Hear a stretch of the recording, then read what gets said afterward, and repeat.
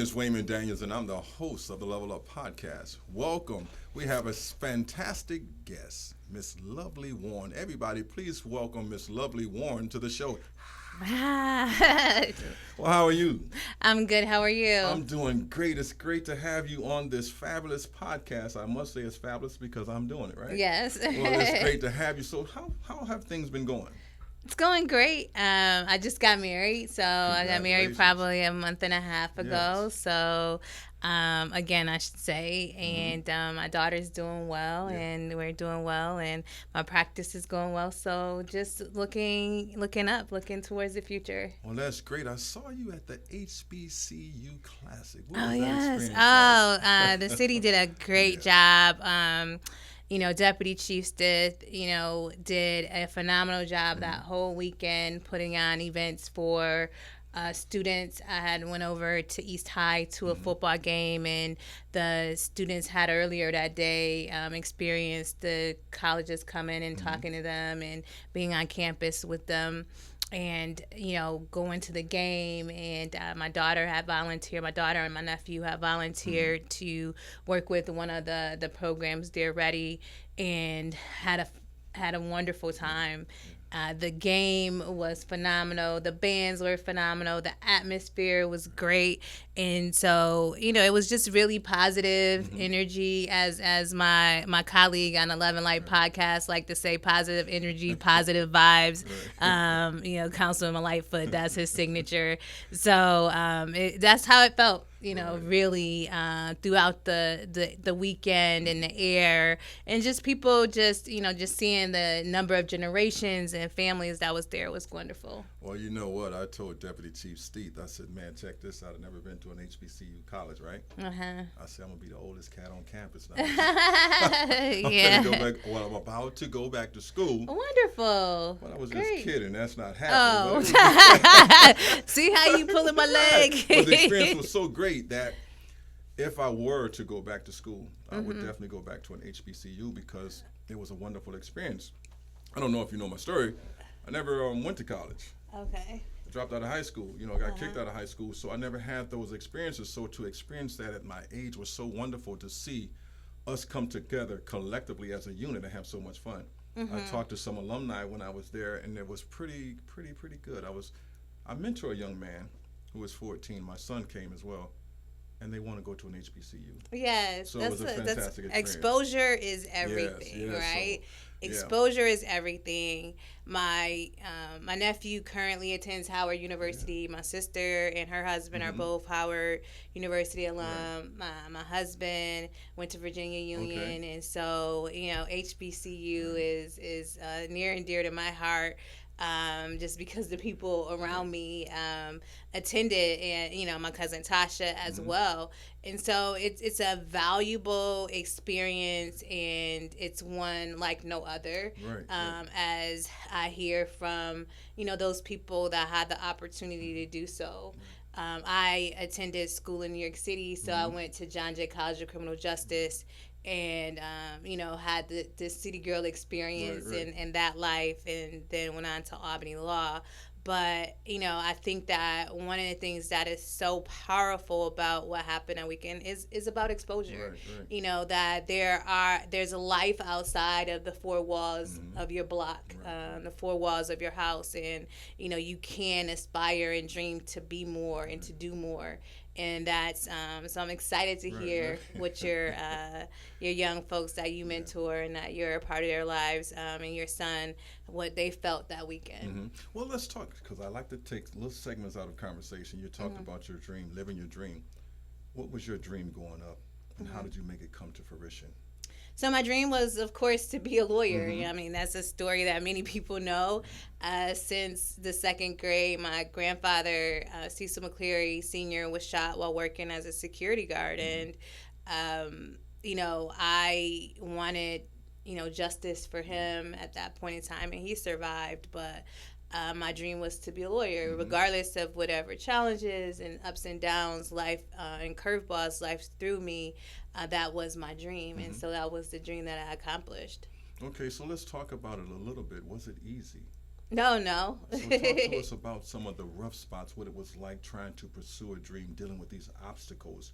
You don't have to Yeah. go into all the obstacles, but maybe a couple. Mhm. For one, being a black person, a black woman pursuing Yeah. a white man's dream. Yeah. So what was that like? So I wouldn't classify it as necessarily a white man's Mm-hmm. dream. It to me, I never was limited, Mm-hmm. right? Mm-hmm. I was told by my family and by everybody that loved me that you can be whatever it is that you want to Mm-hmm. be, Right. right? Right. You want to be a lawyer, you want to be a doctor, you want to Mm-hmm. be mayor, you Right. want whatever it is that you want to do. Mm-hmm. Don't let anything stand in your way from Right. accomplishing that and doing that. However, it wasn't easy, Mm-hmm. right? So I grew up in a inner city of Rochester. Although my I came from a middle class family for most of my life. There were challenges. Mm-hmm. My dad had challenges. There were household challenges. With my mother and my father. They ended up separating. I was, living those ups and downs, looking for love in all the wrong places, and, going away to school. I first went to Buffalo State, Mm-hmm. and I had a boyfriend that was from Rochester that would come up there, and I found myself being lost in that, right? And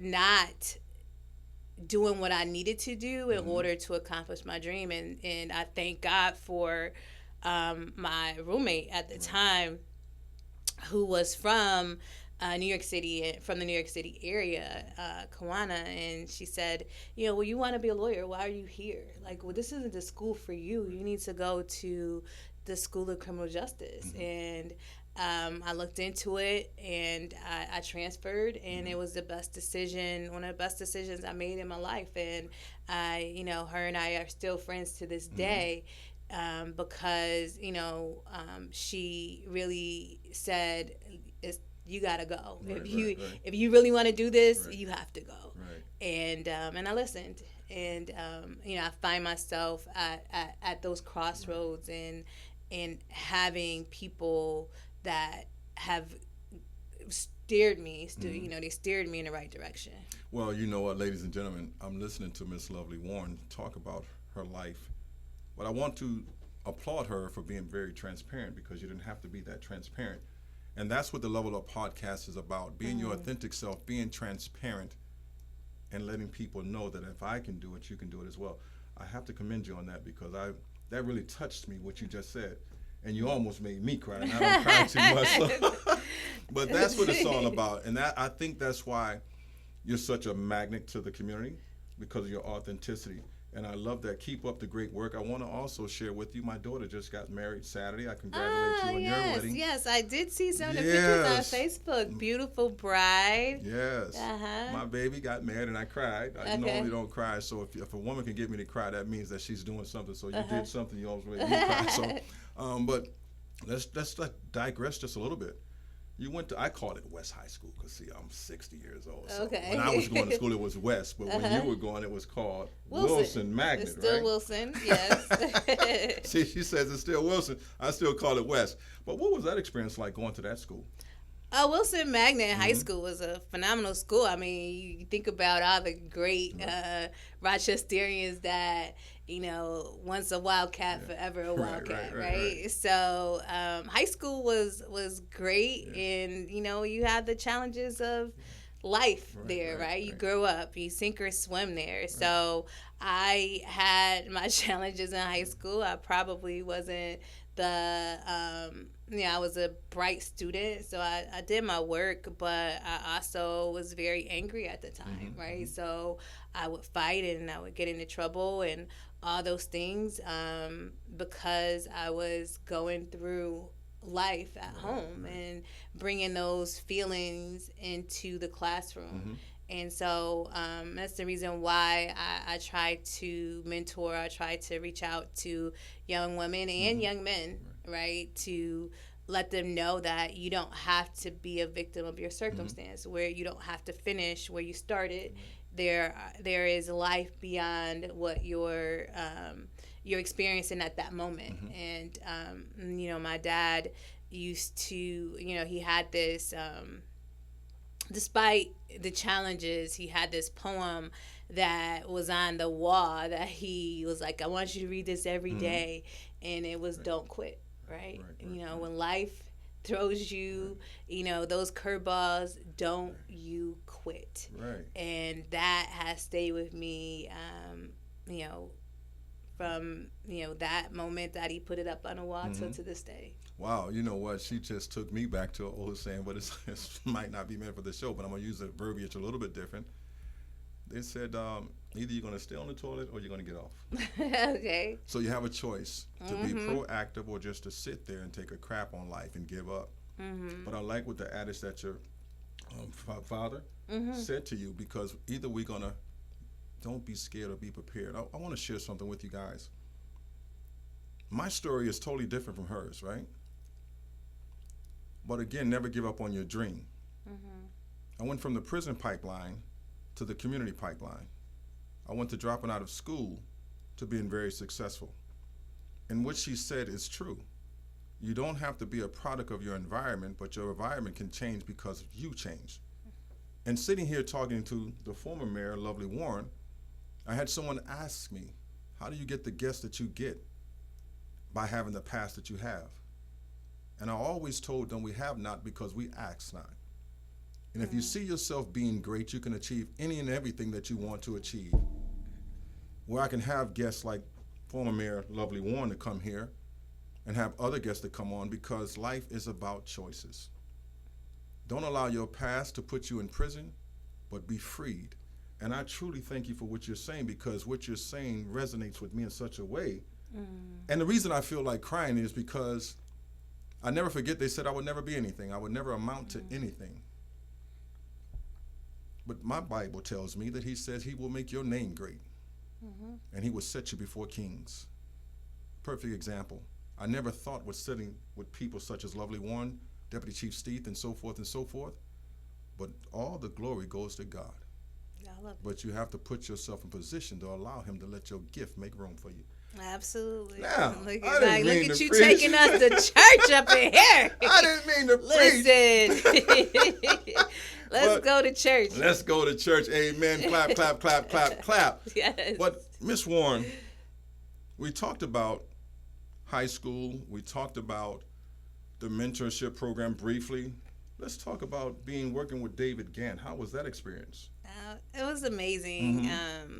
That is, I this necklace belonged to him. Part of it, this,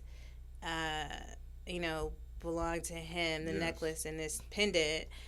This is my mom's ashes. Okay. And of course, you have the cross. And I wear it often, right? Yes. Because they were such a great influence in my life. Assemblyman Gant was a father to me, a political father, and helped me during a challenging time, and helped me become the lawyer that I wanted to be, helped me become the woman that I wanted to be. And his whole mantra was, and I wasn't the only one, right? There were so many people's lives that were touched by Assemblyman Gant, and his whole mantra was, don't look at me, don't look to pay me back. You reach back and you help those that come behind you. Right? It's never about me. So don't look this way, you look that way, and you reach your hand back and you help. And so I, he never did it for the accolades or, and really was a humble man and a big teddy bear that would cry at the drop of a hat and all of that. But many people made him out to be the boogeyman, right? But people that knew his heart, knew who he was, knew him, knew that, and know that he did everything because he loved our community wholeheartedly. I remember David Gant because I was from the West Side. Yeah. Jefferson Avenue. Okay. So I remember him quite well. Yeah. And we used to call him the Teddy Pendergrass of the community because he always had the beard, you know what I mean? So And I thought that's Willie Lightfoot. That's I'm Willie sorry. Lightfoot. I'm sorry, guys. I Yeah. got it wrong. So it was Willie Lightfoot, right? Yeah, so Willie was on Jefferson. Mhm. David was from the east side. Yes. And of course, Willie Lightfoot, Mhm. Also a great example and leader in our community. Yes, Actually, I was at handling a trial the other day, Mhm. and the attorney for the child that was on my case was he said, when I was 18 years old, Mhm. I was a lawyer. Not when I was 18 years old, I was a intern Mhm. in the in the county legislature, where Willie Lightfoot was a county legislator. And he said, I've always wanted to meet his son. Right. And I said, well, I would definitely have to make that happen right. for you. Right. Because, you had Willie Lightfoot that was on the west side, Yeah. and Assemblyman David Gant, who also was a county legislator on the east side. That's right. Northside Center is named after him, right? Yes. I forgot about North that. Street, I yeah. so forgot about Yeah. it until I saw his name just run across my head. I'm like, okay, gotcha now. So let's talk about this. We're almost done. 5 more minutes, I promise you. Guys, 5 minutes, just give me 5. Let's talk about how can we encourage those that are looking for some hope, but don't see that hope. How could you encourage them, those viewers out there, 14, 15, maybe 30 or 40, whatever the age may be, that needs to see hope? Yeah. Hope is something that you get from deep within, Mhm. right? My story played out in front of the masses, right? And, there is, my grandmother used to say that, you have to be able to tie a knot on a thin thread of hope, right? And so my faith is where I gather hope from. And I tell my daughter that sometimes your faith is all you have, right? And so when you feel like giving up, you remember what you learn in church and what you learn in the Bible, and that, no soldier of God's ever goes through life without being tested, without being spared, right? And, many have lost their life because of it. And so you have to know that part of living is going through some things, but you can't stop. You have to recognize that there's light at the end of the tunnel, and that storms don't last always. And if you can get through the storm, and how you get through the storm is 1 foot at a time. And sometimes it's 1 second at a time, and 1 minute at a time, and 1 hour at a time, and 1 day at a time. And even then, you might feel like, I can't do this, but you can, because God has put everything within us to be able to survive anything that is put in our path. And even though it's hard, even though sometimes you might want to give up, and you might think like, this is, I don't know which way I'm going. At those times, you just get on your knees. And if you can't get on your knees, you lay in your bed, you sit in your chair, and you let the tears fall, and you dust yourself off, and you walk out that door, and you put a smile on your face, and you say, what's next? What's next, right? I'm sitting here, man. I'm telling you, but she should be the host, because she's doing her thing over here on the Level Up Podcast. I enjoy what you said. I can go on and on with a lot of questions, because a lot of things that you have said about family structure, about family as being important, about community partners being important, role models being important, mentorship part of your life is very important. All these things played a part in creating Miss Lovely Warren. And that's a beautiful thing, because you have to take pieces from every situation and make it fit your program, right? And that's wonderful. Miss Lovely Warren, thank you for coming to the podcast, but we also need to know, how can people get in contact with you if you have those addresses available, as far as your business go, as far as your firm, your law firm go, and things like that? Yeah, so you can find me on the web, www.lovelywarrenlaw.com. You could also call me 585-471-3771 and leave a message, or someone will answer the phone and we'll get right back to you. Hey, now, she ain't kidding about that, because I called her, right? This lovely one, would you come on the show? She says, Wayman, yes. And I was so happy. Tell your husband congratulations. Thank you. And thank you for coming to the show. Now, everyone, y'all know what I do when it's time to go. It's time to show me what. Yay, say peace. So she got to get ugly, y'all. Peace. What is it? Peace. Close that eye. Peace. Hey, everybody. Thank you for watching the Level Up Podcast, where I'm your host, Wayman Daniels. With our special guest, Miss Lovely Warren, we thank you for coming. Thank you. Thank you. And she has a lovely podcast called Love and Light. Yes, powered by 103.9 WDKX. Boy, they doing their thing. Power, love, and light. Yo, you guys check it out. Again, you can reach me on all social media outlets. You can also reach me on the YouTube outlet, Wayman Daniels. Just simply type my name. Every outlet I'm on. Our next guest, we haven't decided who that might be yet, but we're going to talk to some men about being transparent, being authentic, and talk about strong is overrated. I'm your host, Wayman Daniels. Thank you for watching the Level Up Podcast.